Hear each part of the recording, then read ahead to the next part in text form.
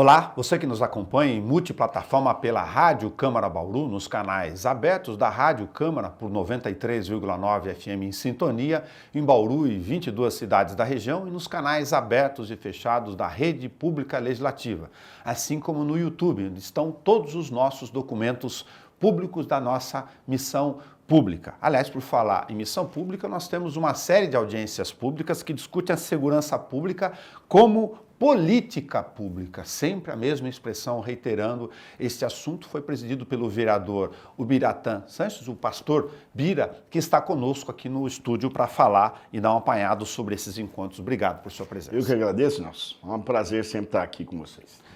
São vários temas, a gente vai tentar de 3 encontros, cada um com uma temática específica e uma terceira com desfecho, fazer um bom resumo para você das principais questões e já provocar o Bira sobre medidas que podem ser adotadas de curto, médio e longo prazo para políticas públicas em várias vertentes. São muitos eixos. Bira, você falou na tribuna, antes ainda das reuniões, sobre a chamada teoria das janelas quebradas. E tem a questão do Fundo Nacional de Segurança Pública com recursos, desde que os municípios tenham os chamados bancos de projetos. Para começar, como você vê essas duas questões para o público se inteirar? A questão da janela quebrada é uma situação que nós vimos em cidades dos Estados Unidos, que ocupam espaços. Os espaços ociosos, normalmente eles são ocupados por pessoas que ou estão em vulnerabilidade ou são pessoas, os homeless, né, ou aqueles sem tetos. E naturalmente isso provoca algo no sentido de que cresce a marginalidade, o vandalismo, a depredação. E a teoria da janela quebrada nada mais é do que a ocupação do espaço para que a população tenha a utilização desses espaços e dê também um sentido de pertencimento.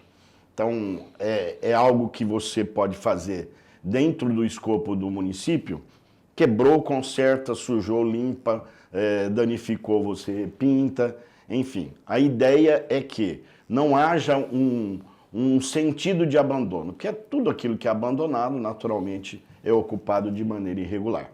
É essa a base da nossa discussão, essa é a proposta inicial para que a gente possa buscar também a outra face dessa nossa discussão, que é o Fundo Municipal de Segurança Pública, para a gente poder buscar também recursos junto ao governo federal e tratarmos a segurança da nossa cidade não como reação, mas sim através de um planejamento, a criação de um conselho, a criação de projetos, para junto ao governo federal buscarmos recursos que é possível serem trazidos para Bauru, trazer para o município a partir da criação de projetos, já que o governo federal tem na sua pasta, no seu orçamento, 1,1 bilhão de reais para poder gastar exatamente naquilo que é segurança para o município.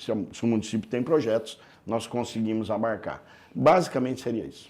Aí só de ponto de partida, a gente já tem naturalmente alguns vetores, ramificações necessárias, tanto do ponto de vista legislativo, quanto a gente chama estrutural, administrativo, quanto de políticas públicas. Ou seja, como nós temos o Plano Municipal de Mobilidade, por exemplo, para fazer um paralelo aqui, nós temos que construir ainda, apesar de estamos no século XXI, ano de 2025, um Plano Municipal de Segurança Pública?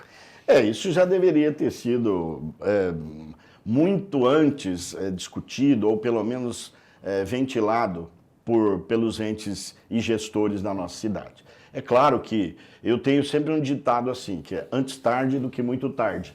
Então, a gente utilizando essa possibilidade, já que aumentou muito a criminalidade, a marginalidade, o vandalismo, e nós estamos vivendo isso de uma forma global. Então, as cidades que saem na frente são aquelas que discutem o seu quintal.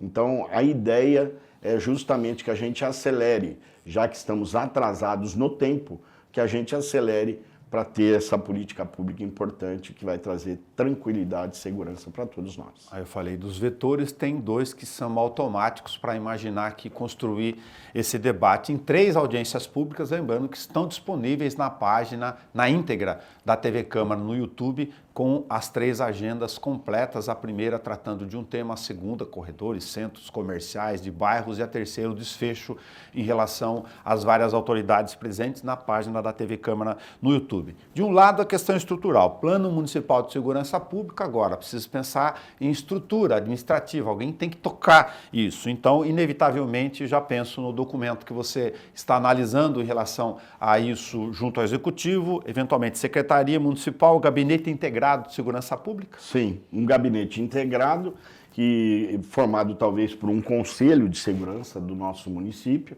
e esse conselho de segurança junto ao gabinete, que é multidisciplinar, com vários setores da nossa cidade, polícia, direito, OAB, a população, os conselhos dos setores da cidade, poderia trabalhar a questão da criação do Fundo Municipal de Segurança Pública. A gente sabe que o recurso do governo federal é transferido fundo a fundo. Então seria necessário que, assim como nós temos o Fundo de Tratamento de Esgoto, Fundo para o Idoso, nós também tivéssemos esse fundo para a segurança pública. E aí, tudo bem discutido, bem planejado, tenho certeza que o recurso viria e seria apenas a utilização através desse grupo multidisciplinar para as ações que realmente vão ser importantes para a cidade. Como um parêntese importante para destacar, se tem políticas integradas, pensando nisso do ponto de vista sistêmico, você tem aí uma possibilidade de reativação, inclusive motivacional, dos conselhos, os conselhos de segurança que já nem existem mais. Exatamente, os conselhos, eles não existem mais no sentido de que faltam agentes que se importem com os conselhos. Então as pessoas têm muito mais ocupações, têm muito mais afazeres, e por não ter uma resolutividade importante em alguns setores, né, é natural que haja um desânimo e as pessoas não veem aquilo que é levado como sugestão se transformar em solução. Hoje em Bauru nós só temos um conselho de segurança funcionando, e os outros não foram desativados, eles estão apenas inativos. A desativação seria o cancelamento. Na verdade, eles não estão sendo ocupados, não há pessoas interessadas para desenvolver o trabalho do CONSEG. Acho, se não me falha a memória, apenas o CONSEG Sul que está funcionando em Bauru, porque ainda existe um grupo de pessoas que naquela região especificamente tem a necessidade de buscar, tem a iniciativa de discutir e propor mudanças. Isso ajudaria a alavancar. Quando você tem resolutividade, quando você tem proposituras, naturalmente você vai inspirar outros conselhos a trabalharem também. Eu estou anotando aqui que a assessoria do Bira estruturou isso de um documento que ainda será encaminhado, a gente vai atualizar com você quando isso ocorrer junto ao Poder Executivo. E aí tem questões estruturais, o cidadão no dia a dia, pela própria experiência nossa do jornalismo público e estando na cidade há um bom tempo, uma parte do público, é natural, não há nenhuma crítica nisso, gosta de ver visualmente algumas medidas. Aí vê o fundo, o plano, pensando que isso é muito distante da realidade. Na verdade, são as viabilizações estruturais para poder fazer com que a gente tenha acesso a recursos e projetos. Mas eu me refiro ao seguinte, temos questões, enquanto você estava, depois das audiências, formulando os documentos, mais práticas do dia a dia. O secretário de Segurança Pública, por exemplo, acaba de vir à cidade, o Muralha Paulista, de uma medida importante, para a gente já poder falar também da questão do vídeo monitoramento, esse é um projeto do município. O que a gente consegue enxergar é que dentro do orçamento do município, da lei orçamentária, não existe algo especificamente destinado para a segurança. Então isso é um problema. Quando a gente falou do vídeo monitoramento na ocasião, a gente entendeu que, como sendo uma promessa de campanha, uma promessa de governo, ele seria acelerado e haveria a resolutividade, como você disse, porque a população espera. Você promete, a população espera. O que nós vimos foi que esse vídeo monitoramento, esse projeto, ele não se viabilizou. Por questões orçamentárias, por questões administrativas, celeridade na licitação, enfim. na confecção do edital. O fato é que ele não existiu. Ficou para 2026, para Exatamente, entender. ficou para o ano que vem.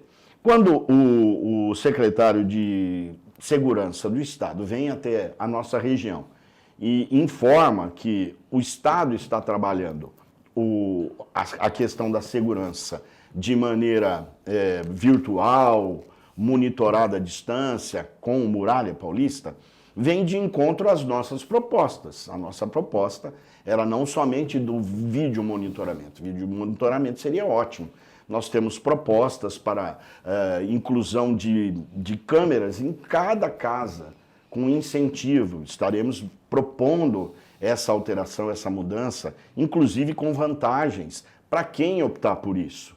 E pode ser colocado no IPTU, abatimento de imposto de renda, enfim. Nós estamos criando essa situação. O que não pode é que o governo do estado já colocou, acenou nesse sentido, e a cidade precisa caminhar nessa mesma esteira, trazendo possibilidades de o estado também observar que nós estamos fazendo alguma coisa, e um trabalho integrado, um trabalho em conjunto, eu tenho certeza que traria com mais rapidez todo o projeto que a gente vai entregar, inclusive, para a prefeitura. Aí o vereador, desculpa, tá tudo certo. Aí o vereador, só para enfatizar isso, para aquele que não acompanha, Muralha Paulista, olha, tem entradas e saídas da cidade, sistemas integrados, inclusive na ocorrência do final de semana, antes da gente gravar aqui, identificação de placa de veículo furtado na capital, o sistema se fala entre si, que o vereador comenta todo centralizado, foi possível localizar aqui. É nesse nível de segurança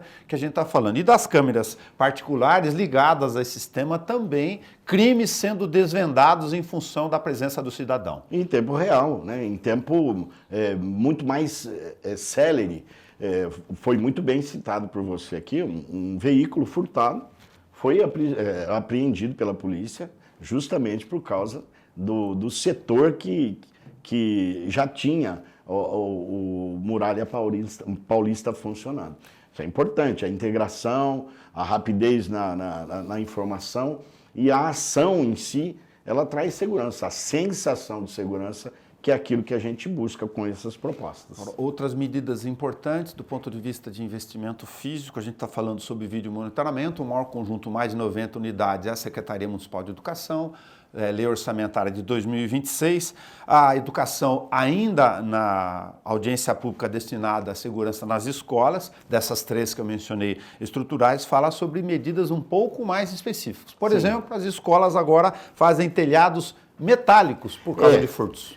Porque até a recuperação desses telhados, ela demanda uma ação mais rápida da própria Secretaria de Educação. Então, a proposta aqui, em umas ações mais concretas, como você bem citou, é a troca do telhado. Então, é muito mais difícil você remover várias telhas do que quebrar uma para penetrar. Então, isso também já ajudaria. Mais concertinas, que são obstáculos que podem impedir a ação do meliante, sei lá, do desocupado, do vândalo, enfim. As concertinas, elas já inibem, porque a pessoa pode, de alguma forma, ser ferida. E também o aumento da ronda, que é feita com a atividade delegada. Essas eram as primeiras propostas que nós tínhamos, inclusive para diminuir o número de furtos nas escolas, que são muito grandes, são muito altos. E algumas escolas, como a gente já citou na tribuna, foram visitadas por meliantes muito mais vezes. Então, são medidas emergenciais? São. Tem resultado prático? Tem. Então, uma das ações, ou algumas das ações, nós elencamos para que o poder público pudesse acelerar, pelo menos, o sentido de segurança. Desse documento, que você vai conhecer depois, como a gente avisou, de forma atualizada, com pelo menos 30 pontos específicos, tem algumas questões muito pontuais. Por exemplo, o vereador Bira, para lembrar aqui dos nossos boletins, durante as discussões de comissões de audiências públicas, falava do fim, felizmente, da incidência de furtos nos postos do DAI. Alarme sonoro, iluminação, exatamente. Alarme de intrusão aqui nesse caso. Alarme de intrusão que para nós não custaria praticamente nada. Então esses alarmes, eles dariam em tempo real numa sala remota No momento em que é cortada a energia, a luz já acende no painel. Então, você sabe que há algo errado lá. Então, o tempo de resposta é muito mais rápido. Por isso, não existem mais com tanta frequência os furtos nos poços do DAI. E não é uma ação difícil, porque não exige muito recurso. Existe apenas a implementação. Sairia praticamente de graça para o nosso município se a gente tivesse esse recurso simples de acender a luz no local remoto, indicando um alerta vermelho da interrupção de energia, no caso de furtos de fiação e etc. Isso também já poderia ter sido implementado com mais celeridade. Algumas medidas apresentadas do ponto de vista legislativo ou de norma, a gente já falou da atividade delegada, mas eu me refiro às polícias de uma forma geral, uma da civil e uma da militar. Tanto a civil quanto a militar defendem, por exemplo, uma atualização na lei recente municipal relacionada aos chamados ferros velhos, porque notificar, continuar atuando à noite não tem funcionado. Acho que tem que lacrar logo de imediato na atividade ilícita. Foi até alvo da fala, inclusive, do comandante, o representante da Polícia Militar, a questão da falta de punição. A lei existe, ela fala sobre a situação dos ferros velhos que acolhem e recebem esse produto do furto, e o produto do furto é levado para ferro velho, e claro, são os irregulares, né? Não são os regulares, porque os irregulares funcionam em horários sui generis, né? Muito diversificados, madrugada ou 24 horas. E isso tudo impede uma ação mais direta da Polícia Militar. A Polícia Militar, ela sugeriu, e essa discussão também será levada ao plenário e ao executivo, fazendo a aferição de uma pena, mas colocando mesmo. Hoje não há uma punição. Lacração do local, perda do alvará. Existem outros métodos, a lacração, a retirada desse alvará, e não somente isso. Interdição geral, a pessoa tem que perder todo o direito de exercer essa função a partir da irregularidade. É uma dificuldade para a Polícia Militar, porque hoje ela vai lá e apenas coloca um lacre. Né? Na verdade, não é só aquele papel, não somente aquela fita. Deveria ter uma ação muito maior. E a legislação precisa ser adequada, porque hoje não existe nenhum tipo de penalidade para quem recepta esse tipo de material. No aprofundamento do chamado jornalismo de dados, importantíssimo dessas audiências, eu sou fã de audiência pública porque ele acaba tendo a oportunidade de adentrar um pouco mais nos temas. Então, só do primeiro semestre, a assessoria do vereador passou para a gente aqui os dados que foram apresentados pelas corporações. 76 casos de invasão de escolas de furtos e vandalismo, sendo 31 escolas invadidas, 15 delas mais de uma vez, reincidência, e nós temos de outro lado 1.800 registros, no mínimo, primeiro semestre, de perturbação do sossego, com ênfase para a chamada atuação das adegas, outra solicitação legislativa. As adegas são um problema porque o município trata as adegas como a mesma legislação de bares e restaurantes. Isso é um problema, porque a finalidade das adegas, e principalmente próximo a escolas e lugares de convivência de família, ela traz também um viés de poder consumir no local. E isso a gente sabe que não é a finalidade da adega. Para quem vai comprar na adega, é comprar e ir embora. Infelizmente, esse desvio que nós temos na legislação, que permite e que entende que o funcionamento é diversificado de bares e restaurantes, isso também precisa ser discutido. Porque o entorno das escolas é o alvo dessas vendas, desses comércios. E a gente sabe que a legislação já não permite, proíbe venda para menores, e isso também precisa de uma certa fiscalização. Apenas para citar, Nelson, que eu esqueci, e é bom a gente discutir porque vai acabando lembrar, a iluminação. A Polícia Militar falou sobre a iluminação. Iluminação pública. Iluminação pública, ela traz um sentido de segurança, porque a obscuridade, a escuridão, o abandono, a falta de dificulta, inclusive, a identificação de possíveis delitos e possíveis criminosos. Então, a iluminação também é importante para nós, no entorno das escolas, se não em todos os bairros, que seria o ideal, pelo menos no entorno das escolas, seria importante até para a gente poder diminuir o número de incidência desse tipo de ação delituosa. E para atualizar, que você que está conosco, estamos gravando aqui no segundo semestre de 2025 com o processo de concessão de iluminação pública. Estamos falando de telegestão e iluminação LED, é o outro patamar, para toda a cidade, em andamento aqui na Prefeitura. Que já deveria também estar aqui em discussão na Câmara, para a gente poder atualizar e ter um pouco mais de rapidez na implementação. Sabemos que é uma parceria público-privada, e que seria importante acelerar para a troca de todo o parque de iluminação das nossas cidades, se não todo, pelo menos as partes mais importantes. E tem medidas que são de gestão mesmo do dia a dia. Mapeamento de áreas sensíveis, revisão da lei de permissionários, é a iniciativa do Poder Executivo, e o chamado shopping popular na área central, como nos centros de bairros. Esse é um problema também, que aqueles que pagam os impostos, aqueles que trabalham dentro da legalidade, se sentem também prejudicados, porque é uma faixa cada vez mais crescente do mercado popular, as pessoas precisam sobreviver, as pessoas têm que fazer algo para manter a sua renda normalmente, e são os centros comerciais que vão precisar desse tipo de apoio, né, do executivo, no sentido de cadastrar, de dar legitimidade e até dar condições, desde que outros não sejam prejudicados. Então isso aí também faz parte da segurança, a abordagem inadequada daqueles que não têm o direito de estar lá e estão fazendo de uma forma casuística, oportunista, até maliciosa. Tudo isso precisa ser discutido, desde o que vende frutas, que tem ali a sua produção, aquele que vende as suas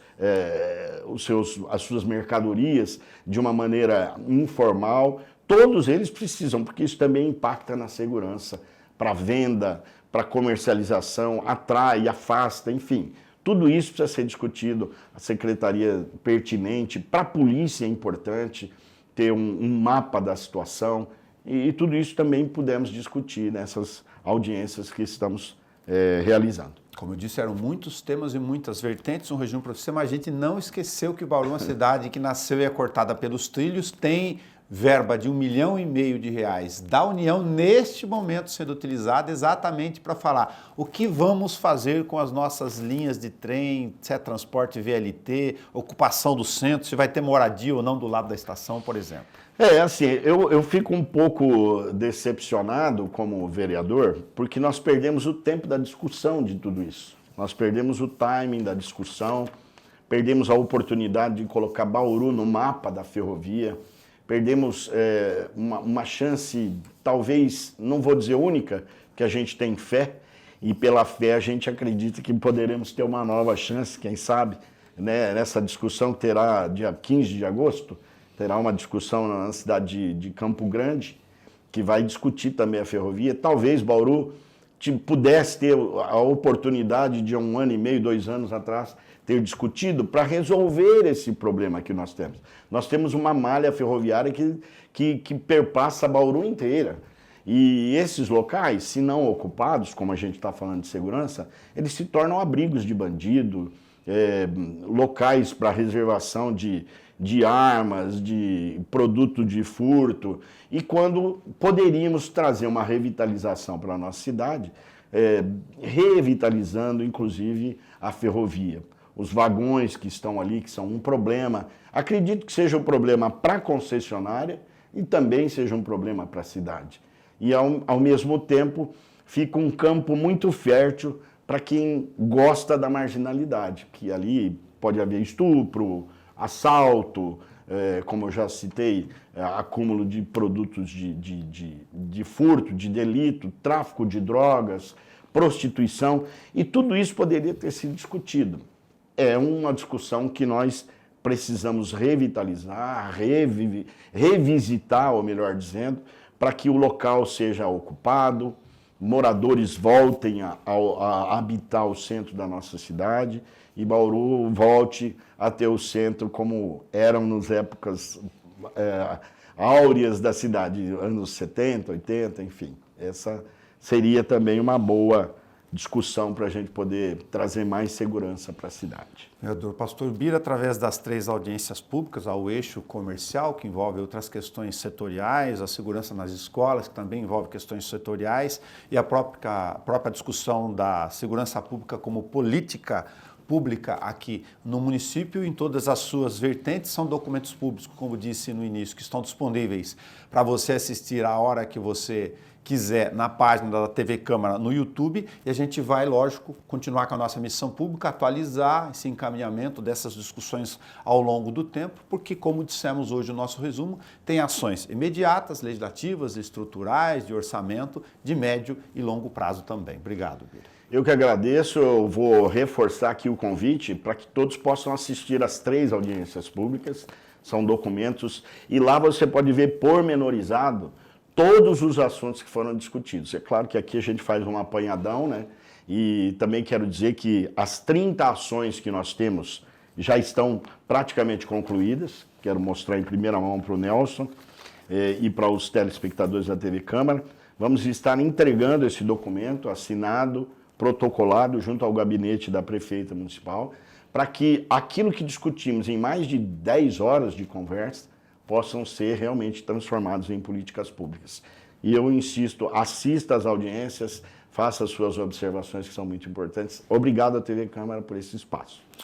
Imagina, são questões intersetoriais que, se você perdeu a nossa conversa no meio do caminho e não assistiu às audiências públicas, está reforçado o convite, ou aqui conosco. Não se preocupe, é um documento público sempre, para você assistir a hora que você quiser, também esse nosso bate-papo. É só clicar em vídeos na TV Câmara Bauru no YouTube. Até nosso próximo encontro.